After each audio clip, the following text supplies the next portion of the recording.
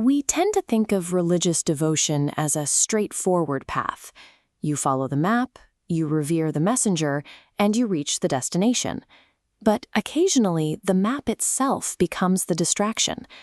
Chapter 23, verse 69, functions as a present-tense diagnostic test for the modern reader.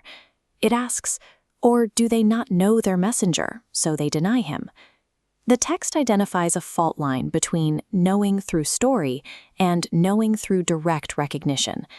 There is a massive difference between experiencing a message directly and accumulating inherited stories. Relying on third-hand biographies and historical traditions to define faith fits the specific definition of denial described here. Devotion to the story often acts as a screen that hides the direct message. This dynamic appears in the historical archetype of the Samiri and the golden calf. The linguistic root of the name Samiri, SMR, describes a storyteller, or someone who weaves compelling narratives to keep people awake in the dark. The Samiri didn't ask the people to abandon their faith. Instead, he took the gold they already possessed and shaped a tangible, familiar substitute they could circle around. Modern believers frequently replicate this by setting aside the living text in favor of mediated traditions and historical biographies. When the raw, unmediated word is replaced by a manufactured idol of external traditions, the result is the same storyteller's trap. Dismantling the golden calf requires looking at the specific phrasing of verse 3340. This verse assigns two distinct titles to Muhammad: the messenger, the Rasul, and the seal of the prophets, the Nabi. Nabi refers to the biological channel, the physical tongue that receives and speaks the message. Verse 3340 closes this biological line. The tongue rests permanently. But the Rasul is the message itself.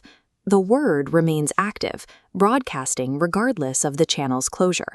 Focusing exclusively on the sealed human tongue results in missing the eternal message that survived him. The text provides its own defense mechanism against the human tendency to rely on storytellers. In verse 39:23, the text names itself the best hadith, the best narrative or statement. This self-verifying best hadith stands in direct contrast to the manufactured product of external traditions. Because the word is self-referential and complete, the sealing of the physical tongue secured the message. It prevents any further human intervention. Any external tradition attempting to mediate this best hadith functions as unauthorized noise. How does a reader today engage with this unmediated word? Verse 19:12 provides the instruction, "Take the book with strength." This command requires bypassing scholars and institutions to establish direct, forceful contact with the text. Verse 39:23 describes the physical results of this contact, the skin shivering and the heart softening. This visceral, physical reaction is a distinct experience, fundamentally separate from the passive act of reading a historical biography. This biological response signals that the reader has activated a living frequency.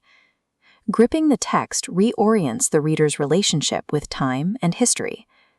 When you recite the text today, your tongue performs the same function as the prophet's tongue did 14 centuries ago.